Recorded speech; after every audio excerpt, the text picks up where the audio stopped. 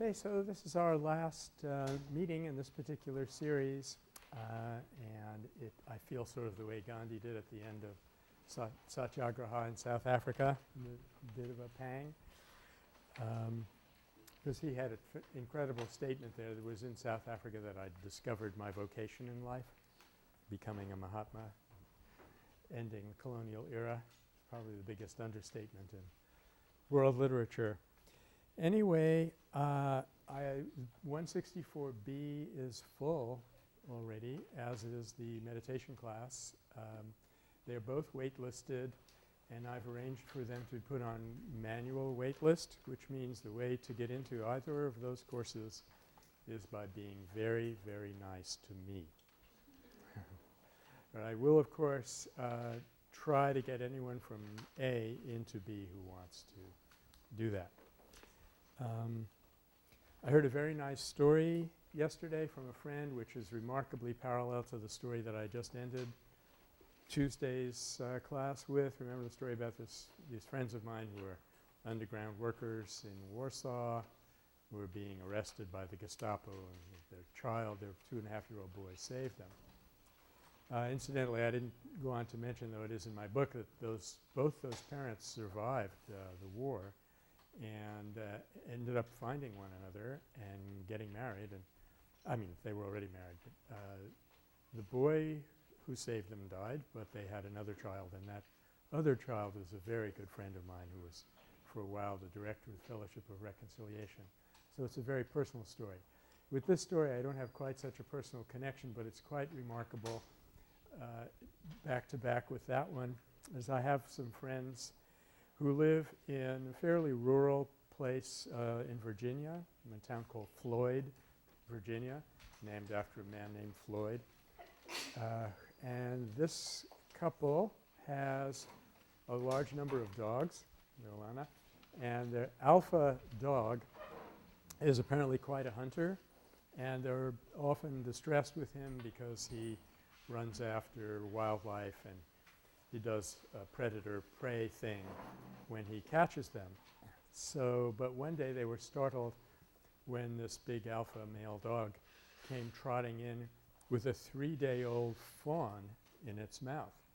And apparently the doe had died or something, and this ferocious animal that loves to hunt little critters found this fawn and just was completely switched over onto a whole different wavelength and picked it up and brought it to them because he knew that his owners could take care of it. In fact, they took it to the Wildlife Rescue Center. So I'm not sure what this illustrates. I just thought you'd like the story.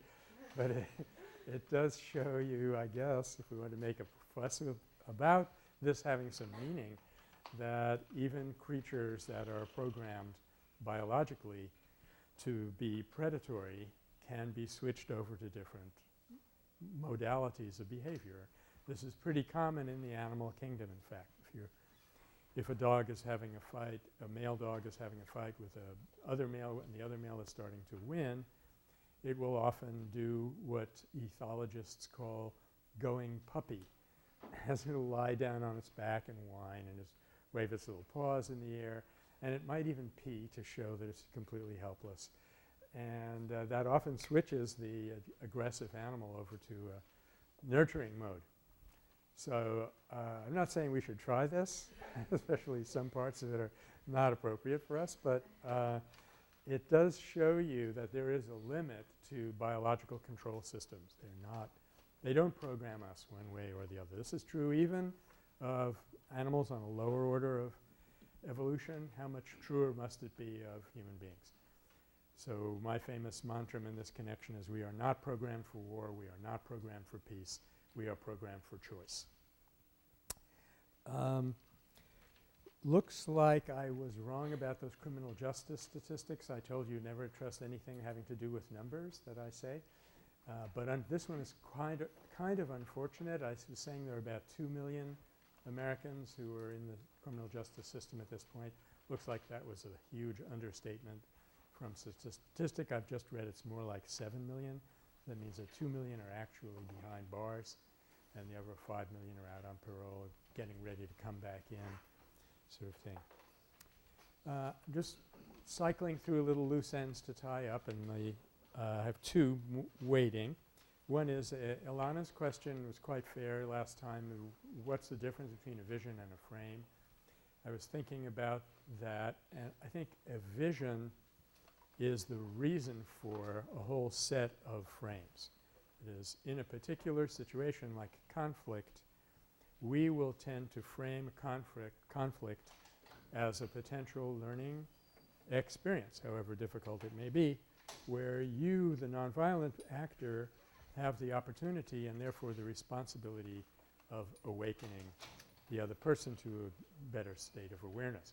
We would not be able to have that frame if we didn't have a vision of interconnectiveness or perhaps in the extreme actual unity.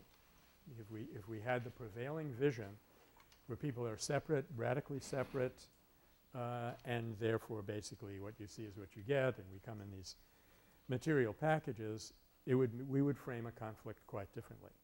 And so that's the relationship between those two terms. There's an unusual opportunity that's about to end, and that is in 4 days. There is something called Peacemaker Training Initiatives, which is being coordinated by a venerable institution that we'll discuss a lot next semester, the Fellowship of Reconciliation. And they're having a camp January 3 through 10. January 3 through 10 on the East Coast. And you can call to find out about that at the following number. It's a training for youth who want to learn nonviolence. And if you go to the FOR website and look for the Peacemaker Training Initiative, you can also find it. But if you are interested, you felt like being back in New England during that period of time, do hurry because they only had 4 spaces left. And I don't have any control over this one, so being nice to me, though it's inherently a good thing to do, would not help get you into that camp. Okay. Then we were talking, this is the last thing before we get to another practice run. We were talking about various resources that, of course, it's too late for you to use them in your paper because in about an hour you're going to be piling all those up on my desk.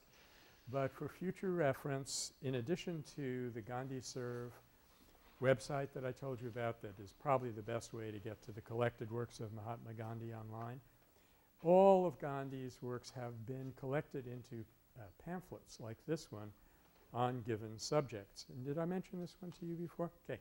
Someone who was watching the webcast of these talks heard me say that I didn't think that Gandhi had pulled together in any one place the 5 laws of fasting that you know so intimately well and be ready to reproduce instantaneously on the 11th or the 14th, depending.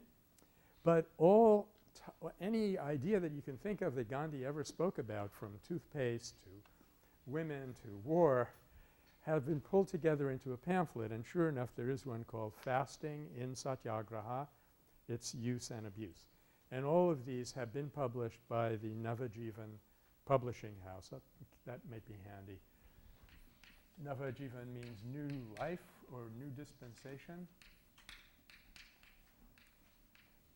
In Ahmedabad, India, so if you want to get it in hard copy in. There are 2 places in the U.S. which tend to have very large collections of Gandhi material. And one is a group called, it's in Maine, it's called Greenleaf Books. And the person who runs it is Arthur Ware, W-E-A-R. You can always reach him by phone, except not during blueberry season because he has a blueberry farm. Even though, of course, he makes millions of dollars selling Gandhi books. As I've always said, the big money's in peace research. But just for a hobby, he's a gentleman blueberry farmer, and that's a very nice thing to do in the state of Maine. So when it's not blueberry season, you can always get him. And he will, in fact, if you send him X amount of money, he will send you what he thinks are the top picks of Gandhi literature that he has for that amount of money. Incidentally, just for a little comic relief, I had written an article for an Indian journal And I had no idea they were going to send me an honorarium. So Tuesday I opened my mail and there's an honorarium check. And so of course I immediately opened the envelope, snatched out the check very patiently. My eye falls on the number 1,000. I said, whoa, no, $1,000 for writing a 2.5-page article on a subject I knew nothing about? And then I saw RS period. 1,000, 1,000 rupees. In other words, $22.50. So impatience is its own negative reward. The other place that sells Gandhi books is in Columbia, Missouri, and it's the South Asia Books is the name of that outfit. And one of the directors of South Asia Books is a Gandhi scholar. His name is Gerald Barrier. Okay, so those, as I say, this is way too late for you to use on your paper, but I'm sure that for most of you Gandhi will be an enduring interest. Okay, so yeah, I think that's it. So let's take a look at our statement. This is it's not necessarily the case that the statement that you get to look at for Roman numeral 2 on the final will be from somebody who actually knows something about nonviolence. It could be outrageously wrong, or he could be making all of the classical mistakes, and your point will be to spot them and pull out the assumptions that that person is basing his or her mistake on. But this is something written by Martin Luther King. In any nonviolent campaign, there are 4 basic steps. 1, collection of the facts, and he goes on to ascertain if injustice is alive. Negotiation, self-purification, and 4, direct action. We have gone through all of these steps in Birmingham. So even if you didn't see this and I hadn't mentioned it, you might guess that this was written by MLK, and it was probably in what document? Letter from Birmingham jail, because it's just exactly the right tone in the rhetoric and mentions Birmingham. So you probably won't be asked to identify the statement that you're analyzing. The important part will be the analysis, but identification doesn't hurt. Okay, so how do you feel about these 4 steps? Any comments that you want to make on them? Let's just imagine you're sitting there, you're rather somewhat more nervous than you actually are right now, and you want to make some intelligent noises about this statement. Where would you start? I might be giving you some clues on the exam, but right now I'm not. Risa? Maybe just in the first few words, nonviolent campaign is a strategy, not it's not just to save money, but that campaign. Yeah, the term campaign, I guess, brings up the idea that this is a struggle. It's going to have strategic moves in it as well as a principle commitment. It also brings up another important idea in nonviolence, which we'll talk about again extensively next semester, and that is the firmeza permanente idea, that it's rarely the case that you can get something accomplished decisively in a single outburst. And in fact, a lot of peace movement activity, resistant activity, has confined itself to a single outburst. We'll be using the term effervescence of the crowd, as I mentioned on Tuesday. And so let's think of a good example of a terrific, very successful nonviolent campaign, or not campaign, nonviolent episode that happened in response to an escalation of an injustice and then went away. We think of good examples of this. It's going to be very helpful on the final when you have a general statement to make to come up with a specific case. Very, very helpful. I hope you function a little bit better than this. I'll give you a hint for this one, the one there, because there was a specific one that I'm thinking of. It's the one that we should always have somewhere in our parietal lobe wherever we store factual memories, when we go back home over vacation and we're at a family gathering or some high school friends have collected and let's say we're in a bowling alley or something, which is not very likely, I know. Somebody says, what'd you take last semester? And you say, well, I took this terrific nonviolence course. And your parents get incensed because you're wasting their money, or your friends want to tell you that you're wasting your time. And the first thing that's going to come out of them is, it never would have worked against the Nazis. And then you say, oh yeah? Oh no, you don't approach it that way. But what would you say immediately? Lisa? Yeah. Rosenstrasse prison demonstration is a perfect example. There was absolutely no planning and absolutely no follow-up. The whole thing lasted 3 days. It, quote, worked perfectly. It's hard to say whether it did any, unquote, work. You know, what kind of permanent change it made. It must have made some. I think it's hard to imagine the Gestapo not being affected by what had been done and what they had to do in response.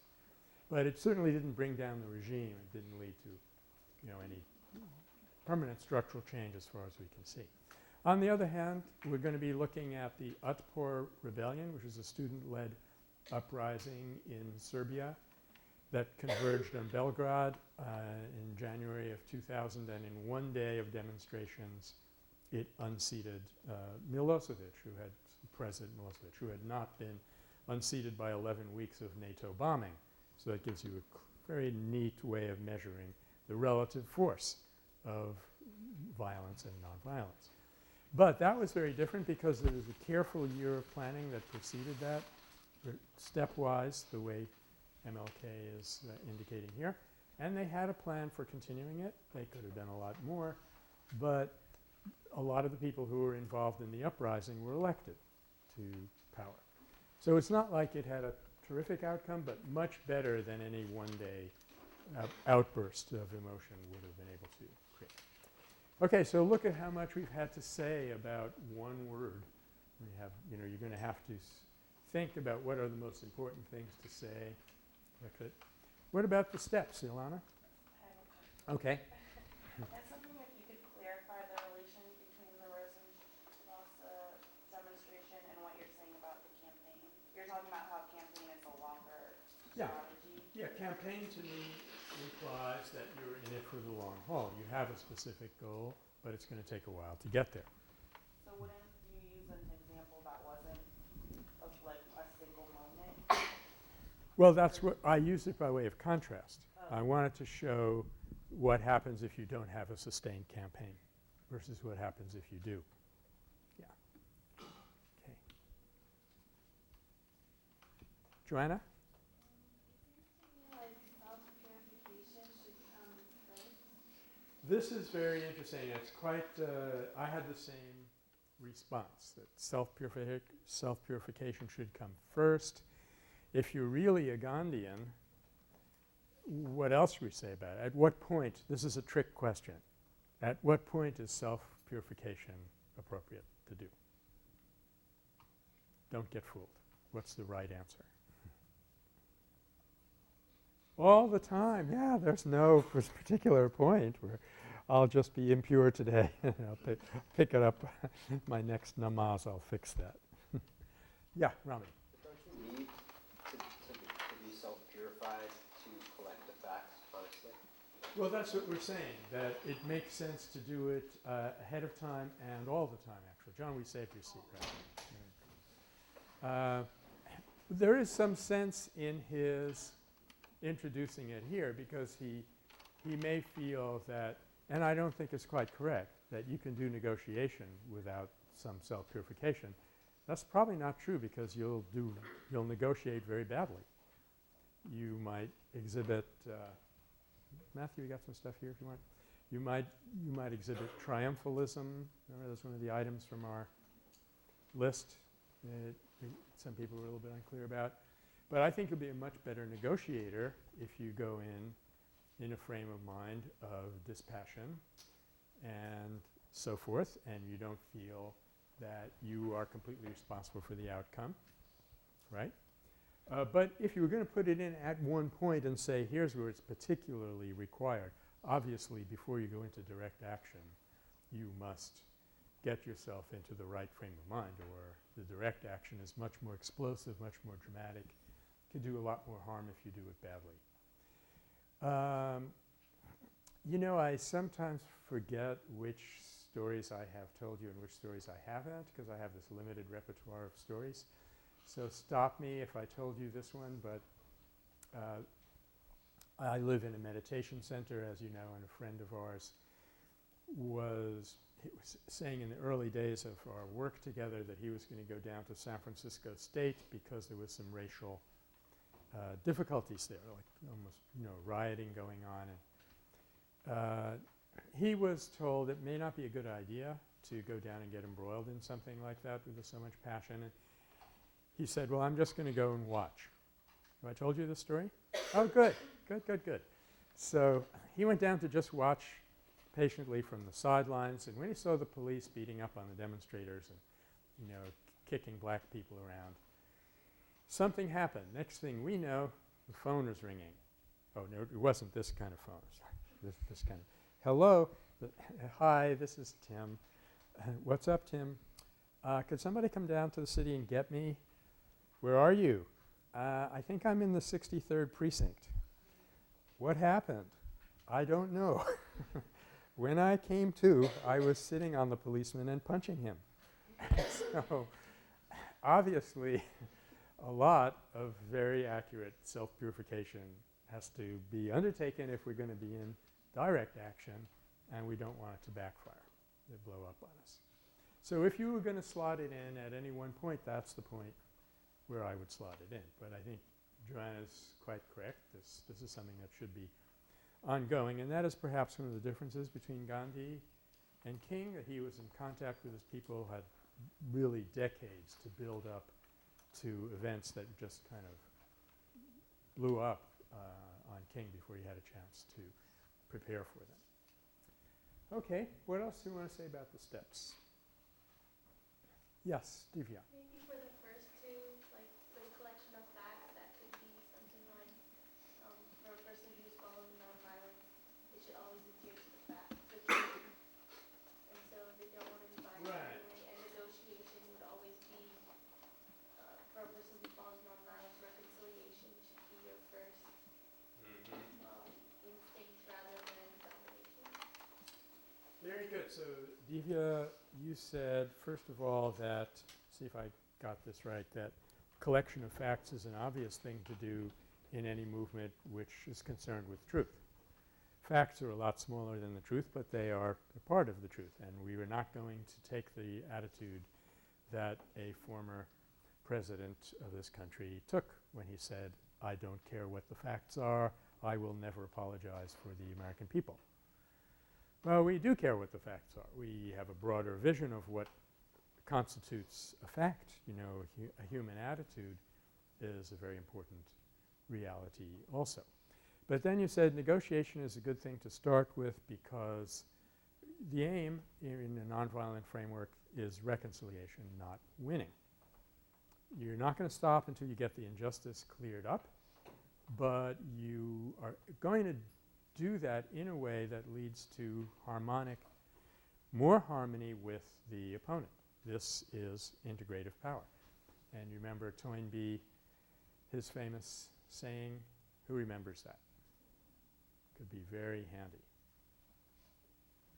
Arnold Toynbee. He made it John? He made it impossible for us to continue ruling India, but possible for us to leave without rancor or humiliation. Very good. He, guess for 64 extra points who he is, made it impossible for us to go on ruling India, but he made it possible for us to leave without rancor and without humiliation. Right. Now, what if you're entering into a situation where you're very doubtful that negotiation is going to have any effect? These people look like they're very hard to reach. Why shouldn't you just go directly into direct action? with a bit of self-purification, of course. Why would you in fact want to go through these 4 steps?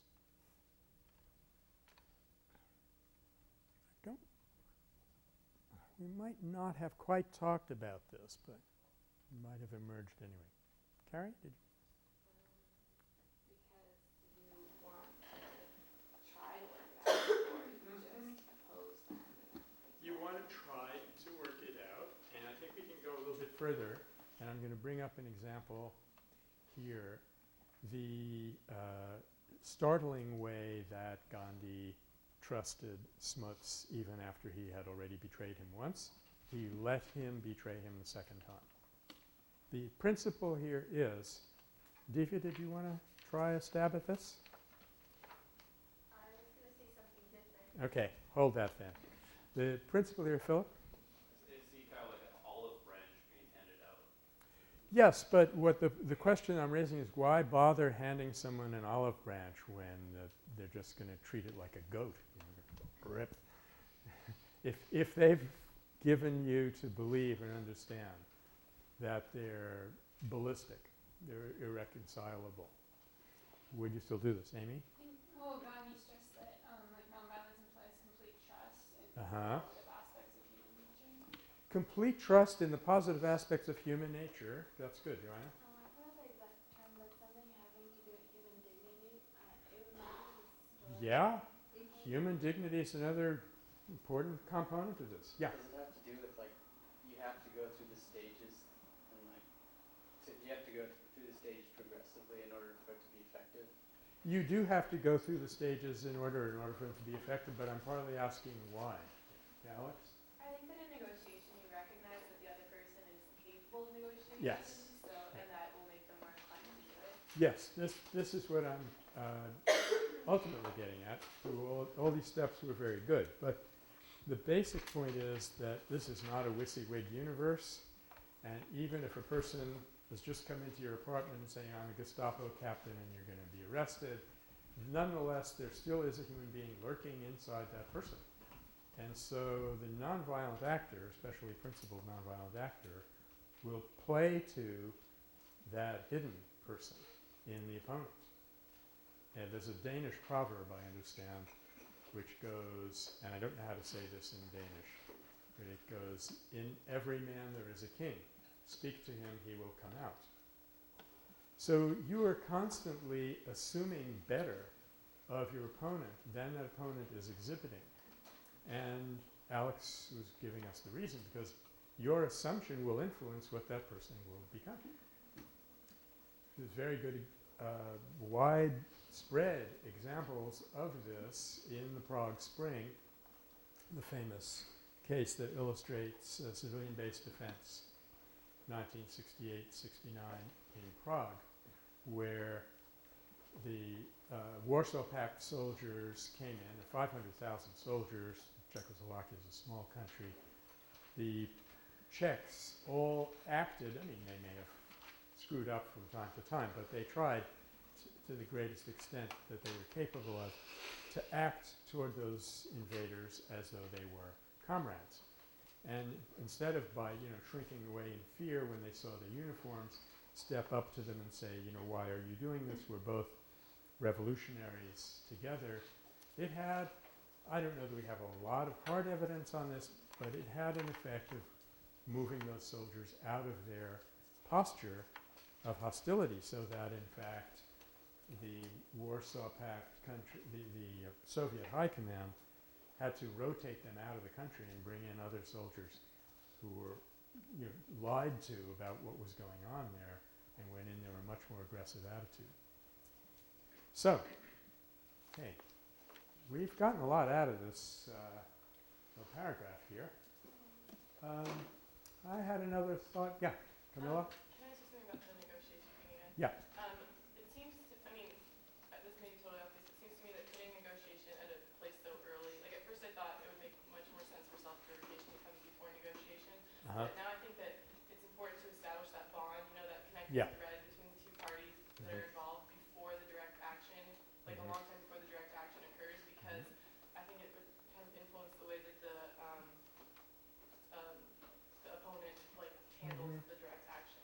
Yeah. Oh, yeah.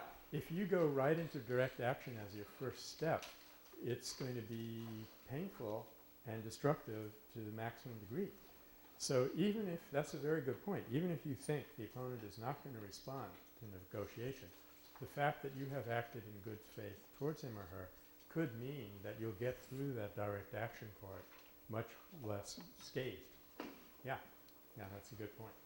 We're saying that the purification should start even before the negotiation because that would make the negotiation a lot sweeter. Alana? We've gone through all of these steps, sort of a note of finality in it, or, It is meant to be a note of finality. Remember the context of the letter. but seems like sort of thing that you have to continue. Well, it's not finality in the sense that now there's nothing more we can do. He was involved in direct action, and the white ministers were telling him he shouldn't have done that. You know, it was not called for. Just do negotiations. So he said, no, these are the steps of a nonviolent campaign. You're not going to stop before you get the injustice out of the way. If negotiation doesn't work, you proceed to direct action. So he was justifying why they were in direct action. In fact, there's another sentence where he says there is no question that injustice was being perpetrated in Birmingham. So he had done his due diligence. Let me emphasize that about this negotiation first, it has to do with human dignity. You are dignifying the opponent by the assumption that he or she is rational. And so what other important term of ours might be brought in here? You assume that a person is rational. What are you doing for them? Remember, they will listen to nothing but force. What did we sometimes call that? It's a very important concept. I'm not sure it's immediately obvious how it comes in here, but it's very important. Yes? Persuasion versus I hadn't even thought of that. I knew that, yes, of course. It's persuasion. You're using persuasion. This is persuasion of a rational kind. This is persuasion of the heart. This is persuasion of the mind. But the term that I was thinking of was rehumanization. If you just plunge into rolled up sleeves fight with somebody, you're in effect not giving them credit for being able to act like a human being. When you humanize them, once again, as Camilla was pointing out, this will help them humanize you when it does come to the direct action. All right, well, there's one other thing, which is actually the first thing that occurred to me, but it would, given who I am. Suppose you're looking at this thing, you see these 4 steps, and especially when you see negotiation and direct action as 2 of those steps, wouldn't you tend to think of a famous graph, a famous model that occurs in a famous book? I'm blushing here. Y'all know what I'm referring to? Amy? Yeah. The law of escalation, or what I actually call it there is the escalation curve. Right? And it's interesting that there are 3 stages in that curve, and they don't line up exactly with this model. And I don't mention self-purification on page 108 of the Search for a Nonviolent Future, which was published by InterOcean Publishers. But I think that just goes to show in a very typical way how the various models and the vocabulary and all of this in this whole field is not yet on the same exact page. We're in the same vision, but sometimes the framing and the rhetoric and the analysis is in different terms because this is a new field. People haven't caught on yet how lucrative it really is. So how would you compare the 4 steps of Martin Luther King with the 3 stages of that author, whoever it was? Catherine, was it you right here? I was just going to respond with the escalation curve thing. Uh-huh. So what are the three stages of the escalation curve, which has to be attributed to its author if you're doing this as an ID?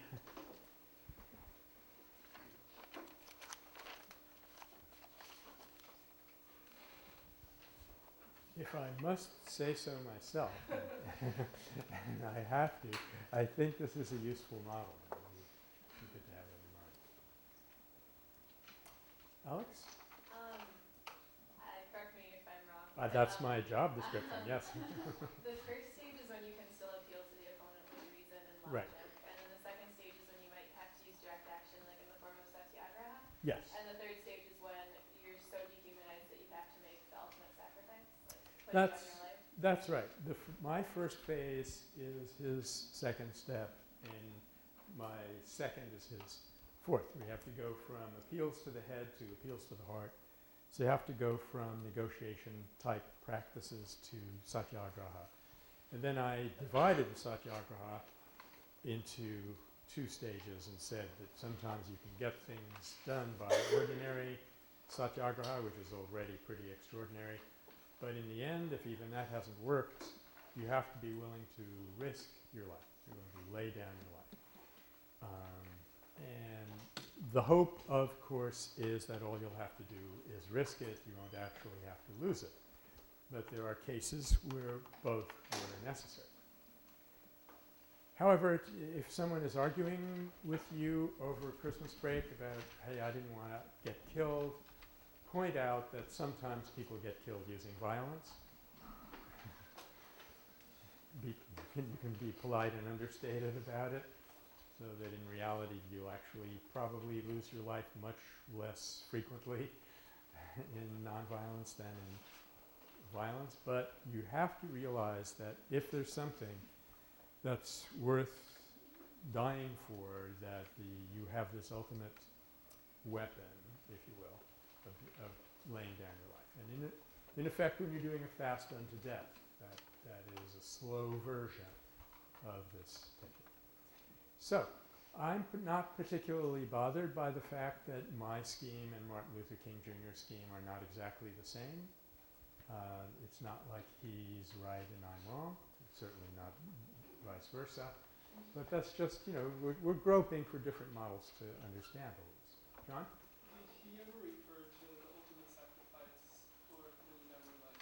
Oh yeah, well you know that he makes this famous speech just before he was assassinated, and he was beginning to suspect, more than suspect, that he was going to be assassinated. He said, I hope nobody has to die in this campaign, but if somebody does, I hope it's going to be me. There is a very, very emotional thing that he said, and everybody was sort of riveted by it.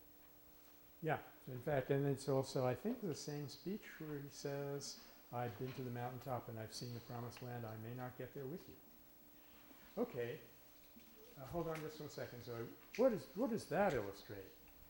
What famous model or set of terms does that illustrate? Aside from King's fantastic rhetorical gifts. I've been to the mountaintop and I've seen the promised land, I may not get there with you. Holland, piece of action. I'm not catching your first word. Holland, piece of action. Oh, Palom. Oh, that's much better than what I was going to say. Yes, that's what I was going to say. It's a terrific illustration of the Gita theory of action, and especially the concept that the personal benefit of an act is not what you should be concerned with. So he was giving a terrific illustration of non-attachment to the fruits. I may not get there with you. Again, we could draw a military parallel, because lots of people lay down their lives in military combat and they never get to benefit from conquest and what it is. But what I was going to say, and it's a lot less exciting than what Rami discovered, is that this is a good example of success versus work, because he's saying, I know that this is eventually going to work, even if we don't see it working right here and now in my lifetime. But I like yours a lot better. You get A+, I get A. Okay. Well, I didn't think we'd get quite that much out of this paragraph, and of course you're going to have to be a little bit more succinct. Emily? I'm just wondering because I think all of these points are really amazing, and we've discussed all these terms a lot. But in terms of like a focus or responding to this passage, Yeah. rather than just having bringing key terms in, Yeah. should we have that, and can we do that right now? Maybe I missed that, but like a focus for how we're responding to this, like as a The focus for how you're going to actually respond to a passage like this on the exam will be up to you. You could easily, if it were me doing it, I would say this is a very plausible scheme. It's interesting that it doesn't line up quite exactly with other schemes. That tells us something about where nonviolence is as a science today. And then I would go into the 4 steps and bring in the key terms. Yeah, but bringing in the key terms, and especially if you can bring in a key term and illustrate it, like as we were doing with the campaign thing, contrast the Rosenstrasse demonstration, which was not a campaign, with the Montgomery bus boycott that was. So be able to correctly analyze the underlying principle, name it, especially if we have given it a name at one point, and illustrate it with a historical example, and you will be home free. You'll be on your way to one of those 6-figure jobs that you get for doing peace research. Zoe and then Joy. Oh, actually, the speech that you're talking about, I've been to the top of the mountaintop. Yeah. And I don't remember what other point you pointed out that was just incredibly prophetic. Yeah. That was the night before he was assassinated. Yes. Yeah, both of those comments were the night before he was assassinated. So I think both he and Gandhi were pretty darn sure that their number was up. And if they were into this for saving their life, they would have got dropped and gone away. Gandhi would have said, yeah, maybe it is a good idea for me to go to the U.S. And King would have said, yeah, maybe it's a good idea for me to go to India now. Violating Swadeshi and everything else you can think of. But no, this was, and interestingly enough, it was the type of deliberate martyrdom that I've emphasized in connection with the fast unto death. Namely, that it's not the same thing as suicide. They're not people who want to die. They are not killing themselves. But they're putting their life at your disposal in order to shock you into some kind of awareness, which didn't work exactly. It worked, but it didn't quite work in those cases. Yeah, thanks. Joy? I was just wondering if you could go over what she just asked. Which she? Emily? Yeah, Emily, sorry. About the exam, like the question, the historical context. Well, I could say that again. Let's say when negotiation has failed, he's saying you should go to direct action. This is, you could say something about the logic of that, as we were saying, why you would do that. And then you would say, as a matter of fact, this isn't exactly what he did in Montgomery. They went to the boycott first, and it was only when they had softened the White Citizens Council up that they got them to the negotiating table. But normally, you do not do what Lyndon Johnson famously did in Vietnam, which is bomb people to the negotiating table. Because then you have a very poor sort of a negotiation. You start by negotiating. And then you might take many, many examples of this in Gandhi's story. Before he launched Satyagraha, he always told the Viceroy, I'm going to have to do Satyagraha if you won't talk to me about this. So he did this prior to the Salt Satyagraha, prior to the Quit India campaign. So that's what I mean. There may be a term that you can name that we're using that would suit, that would be respond to something the writer said, and you illustrate that with a historical example. Yeah. So in our response to like a question like this, Yes. do we have to like criticize it, or can we agree with it, or both? I don't care really. It's totally true. for purposes of grading the exam, I don't care whether you agree or disagree. I just care that you can back up your case. You know, so in other words, if you say, this statement is ridiculous, period, and you go on to the essay, you will not get your 30 points or whatever it is. But I think this statement is ridiculous because it violates the following 3 important principles in nonviolence, and here are the counter instances from history. That's fine, even though you'd be dead wrong. As long as you can build a strong argument, you'll be fine. The point is to, you know, the real point of this particular question is we're going to be exposed to discourse about nonviolence endlessly. 99 times out of 100, people who talk about nonviolence do not know what they're talking about. They will make a set of classical errors. And if we can identify them and illustrate what they should have said or why what they said is not true, then that, you know, we're going to, first of all, we're going to spare ourselves for being propagandized.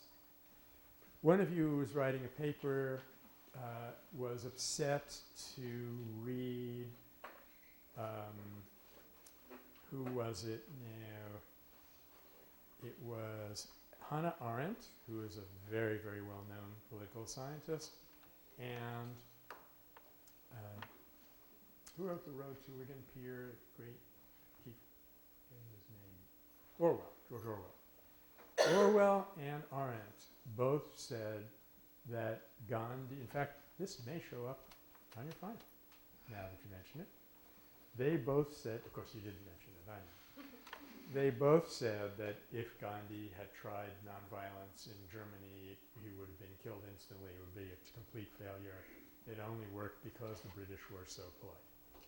Now you're going to hear things like that many times, and you know your choice is either to scream and rant, or to say no. As a matter of fact, that isn't true because, and Arendt and Orwell are heavy-duty thinkers. This is just these are not your man on the street.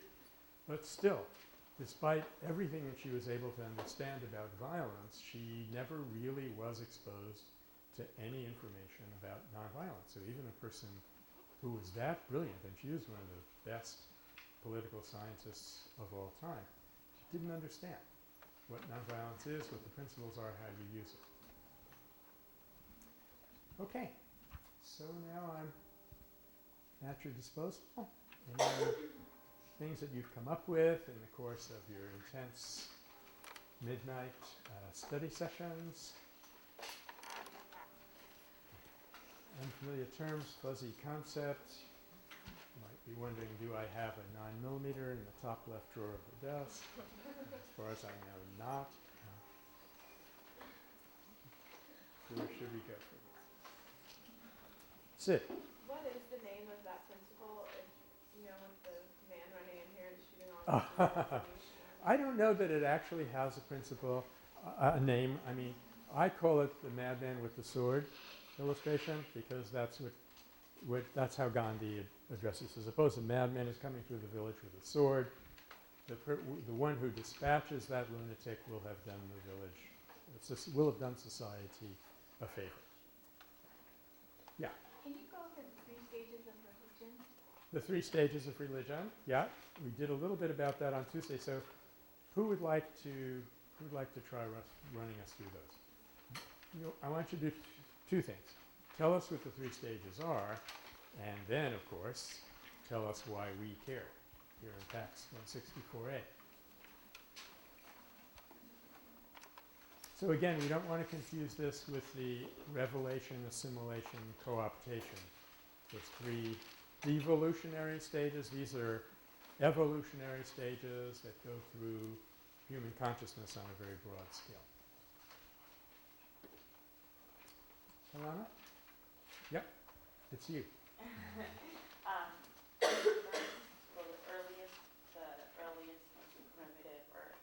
We try not to use those things. Okay. Religion, let's see, the sacred in nature. Uh-huh. And then next would see the next and then building on that would seed in the community. Uh-huh. And finally the individual. Yeah, very briefly, those are the three stages. The question that we're asking about a religion is, where do they locate power? Where is the sacred? What do they have to propitiate in order to have a more abundant life?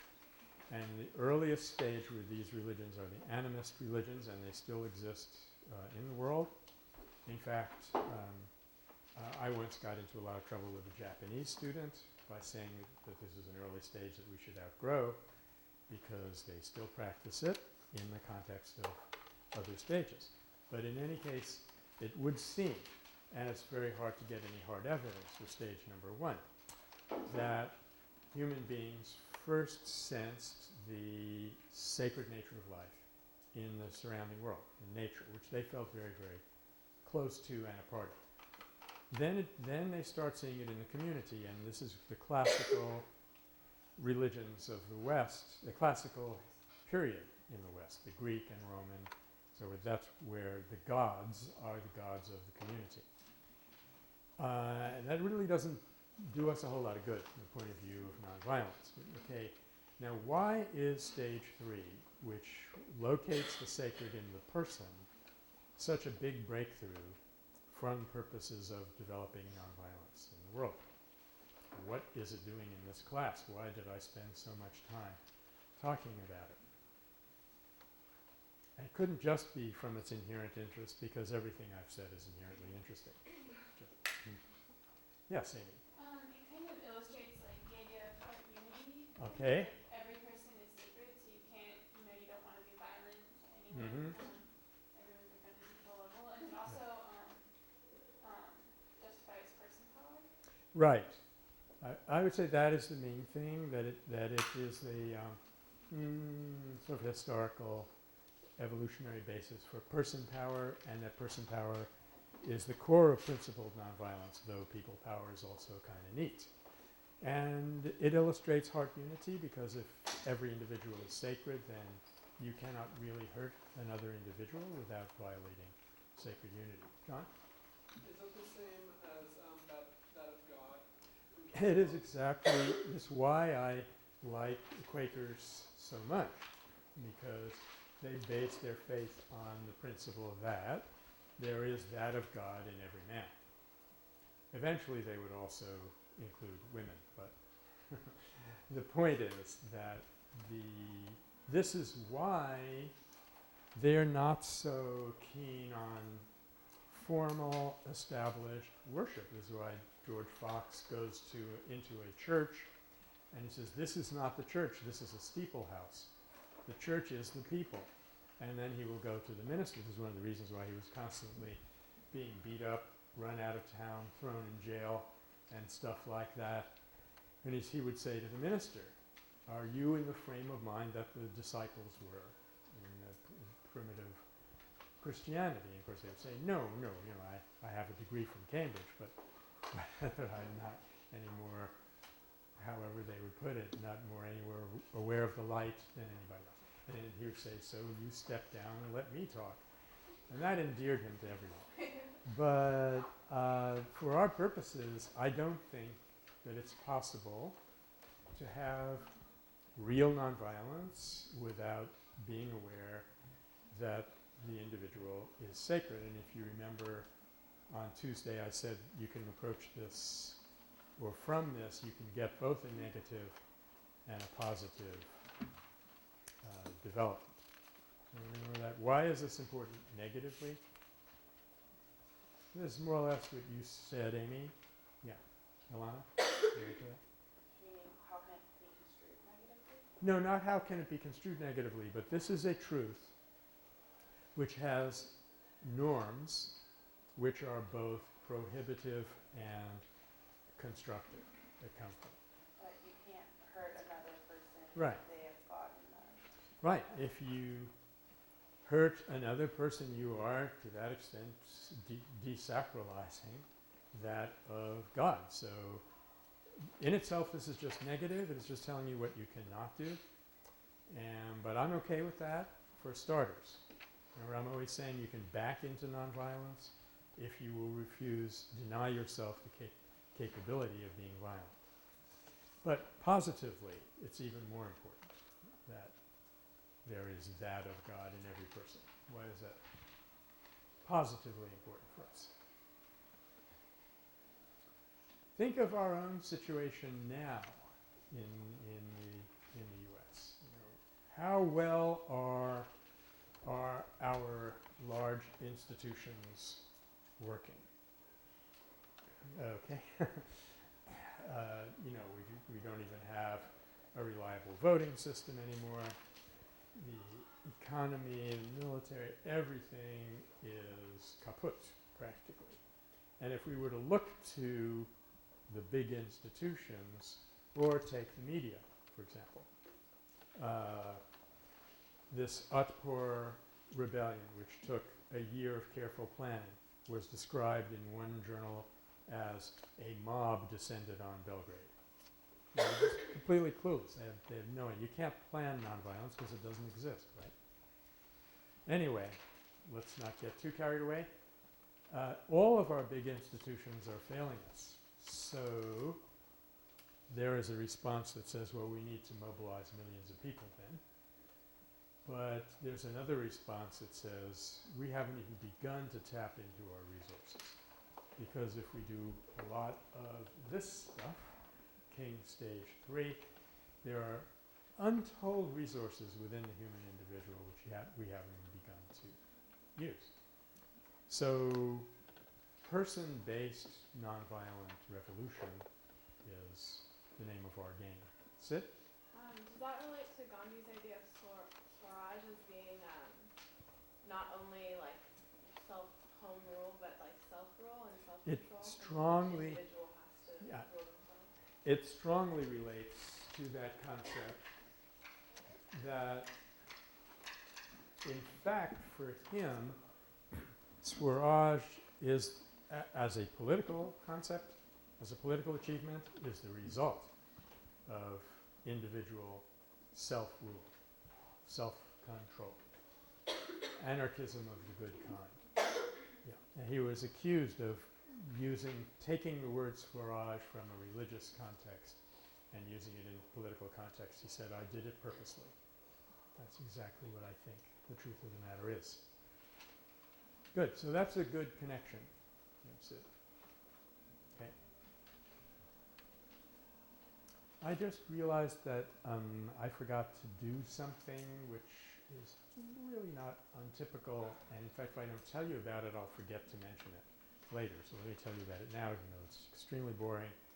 And that is, I forgot to bring the course evaluations. So, I mean, I know how you feel about the course. It's not that. That'd be terrific. Yeah, if you could do that. Great.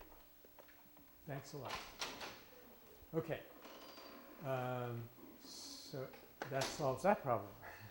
Now, how do we, where do we want to go from here? What else has struck you as intriguing, unclear, you're not sure how you'd respond to? We had a very good discussion last time, so I would like to just continue it. Divya? I was having trouble with legitimization. How would Okay. you do that as an ID? Yeah. Suppose you had this as an ID, legitimization, and of course you would immediately recall the DACE system, this patented system, money-back guarantee.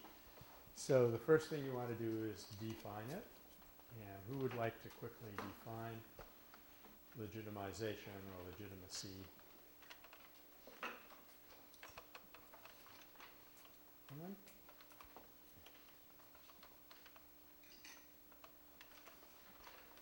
You might want to think of it in contrast to something that legitimization or delegitimization is not, but I wouldn't start my answer that way.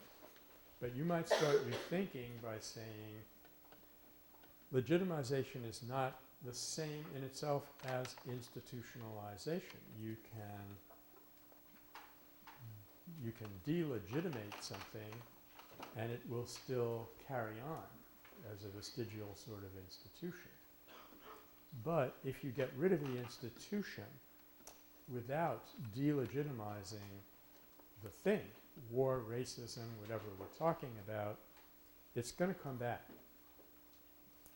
So what is the delegitimization? It's really not very mysterious. It's not a very technical term, actually. Very good chance that this is going to show up in the exam, actually. Rami, you were about to say something, I think. You thought better of it. Maybe you think even better of it. I think legitimization is like bringing about a realization of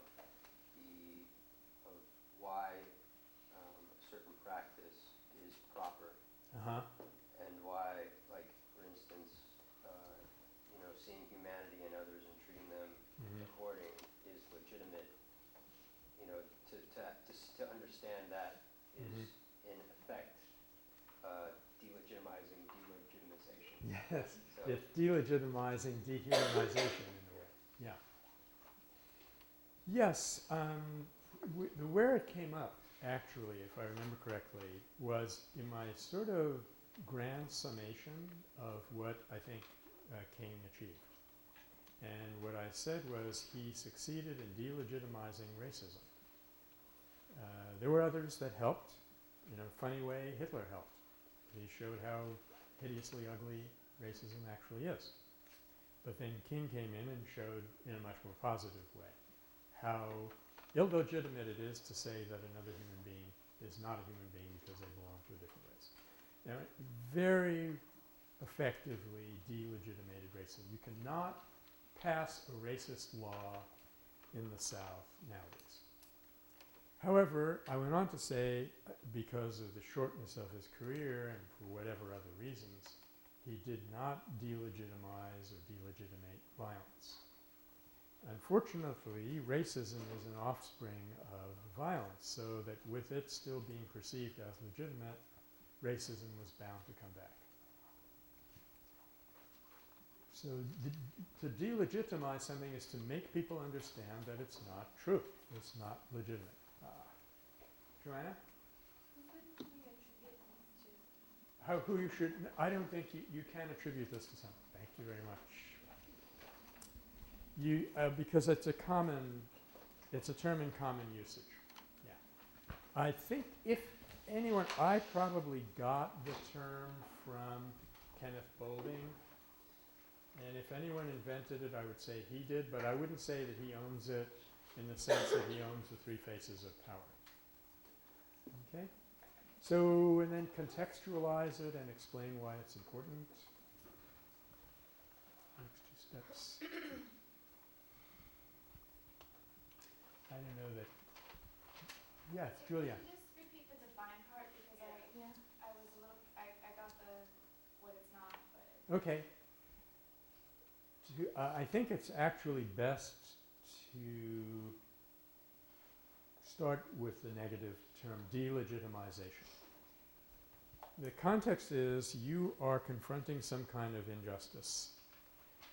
The people are clinging to that injustice, well, partly because it benefits them, like the fact that poor white people were discriminated against almost as viciously as black people were in the South because it was economically advantageous to the people doing it. But people can't just go on doing things like that unless they feel that it's legitimate. So they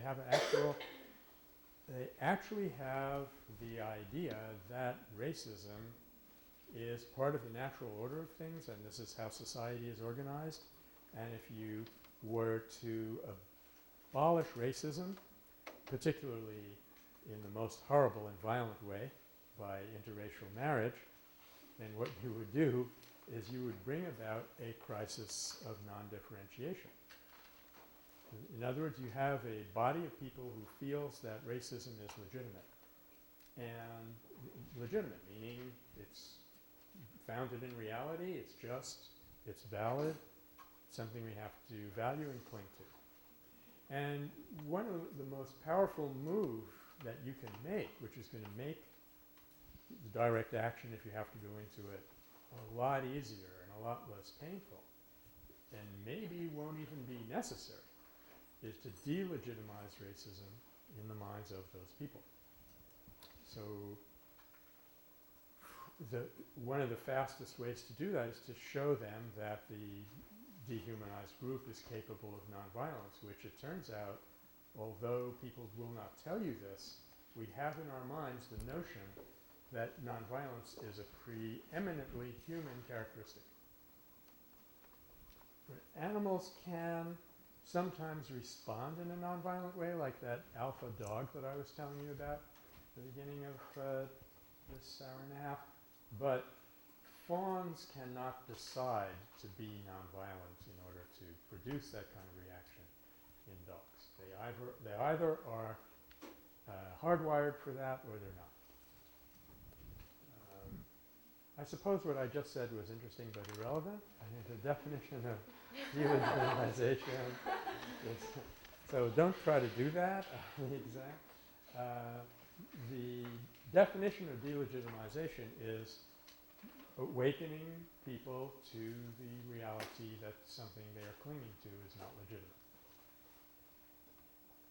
And the reason that, and then you would evaluate, say, this is a very important part of nonviolent practice. It's part of persuasion versus coercion. It's part of it's strategic, it's principled, it's everything. Okay. So absolutely everything else we've discussed all semester is perfectly clear then, I take it? Or are there some other questions?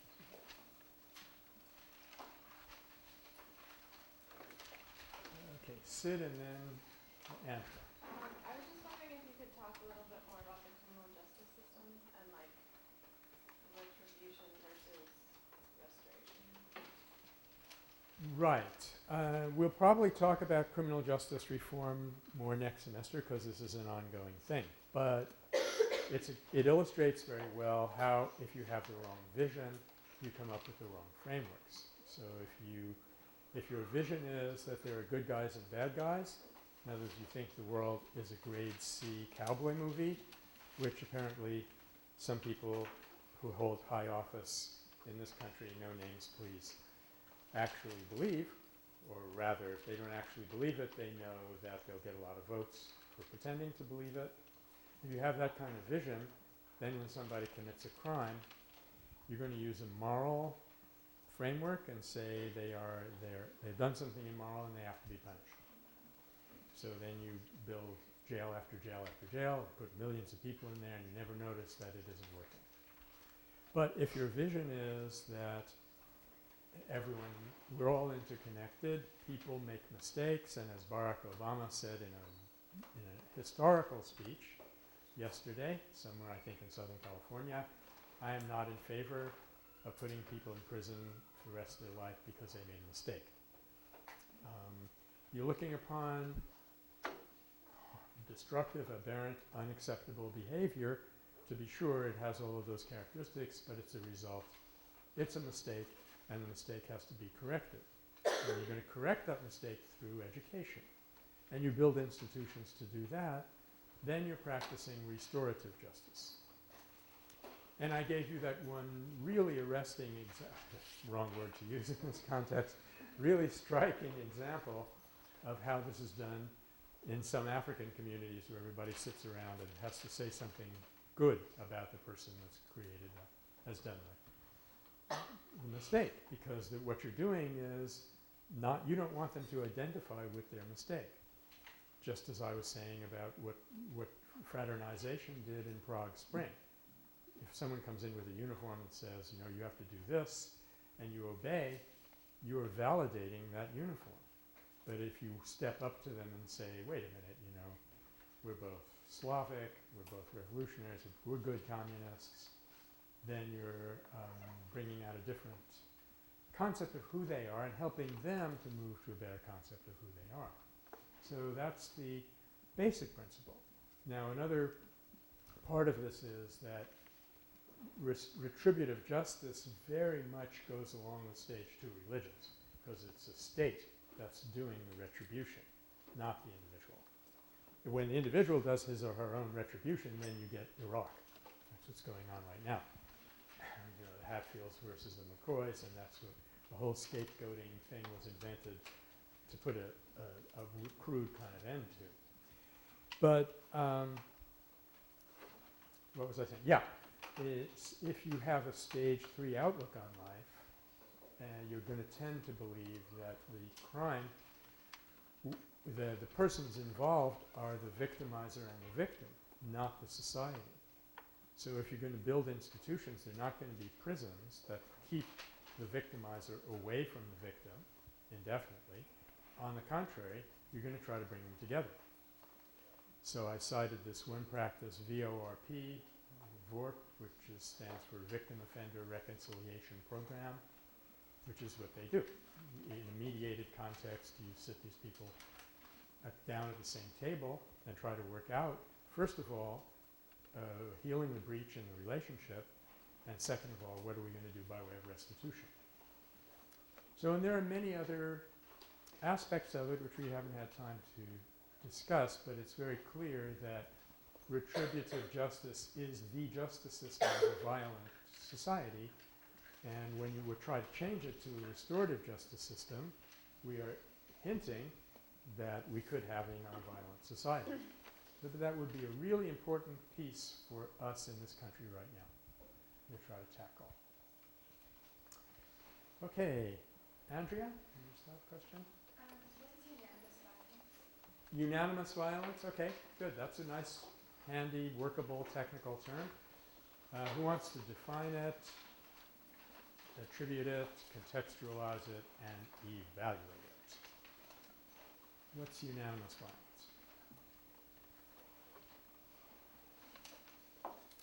Remember how this crept in, John? It's like expulsion of a third party, like victimizing them. Just I don't know. That's about all I got. Well, that's pretty good. It obviously you're talking about scapegoating, and that's where the term does come up. And a feature of scapegoating is you create a kind of crude unanimity by excluding a marginal and expendable part of the population. So the population is full of tensions. What can we agree on? Well, we can agree that we all hate this goat. So load all our sins on the goat and drive it out of community, and we are rebonded together. So what would be the attribution then? I don't know. I was going to say, was that you gave an example of like historically, at least in text, usually men dehumanize women as a form of bonding themselves, or you said something. That's kind of an example. It's not totally unanimous, but yeah, we can all agree that we should dominate women, and that gives us a kind of bond. Stupid as it may seem. Just in the interests of time, because I'd like you to bring your papers or pass them up, and I'd like to pass out these evaluations and do it right for once. Thank you. Let me do the attribution, which of course is to René Girard. He was the person who came up with this whole theory of scapegoating, and the evaluation. René Girard.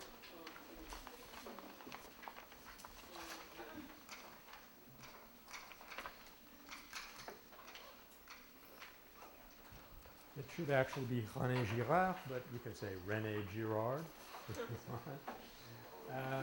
That is, and the work that I'd recommend is Job, a victim of his people. And the evaluation of it is that this is scapegoating as therefore unanimous violence is an extremely prominent, common form of violence in societies. Also, you could say even in individuals. But therefore, to get rid of it is a very big step in the direction of a nonviolent world.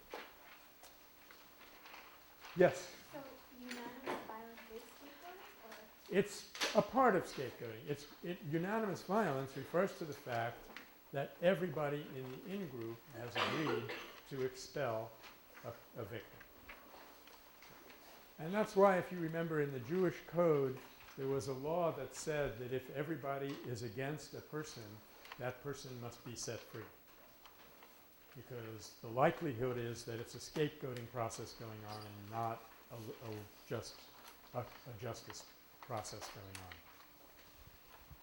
Okay, well people, it's been great working with you. I hope this is the beginning and not the end of your nonviolent exploration. I hope I'll see some of you next semester in one way or another. And now if you would pass your papers forward and fill out those beige things for us. Yeah. Starting with graduate students, isn't that wonderful? Are those extras? You okay? Okay. You can, Eli, maybe you could collect. Oh, you got some already. Huh?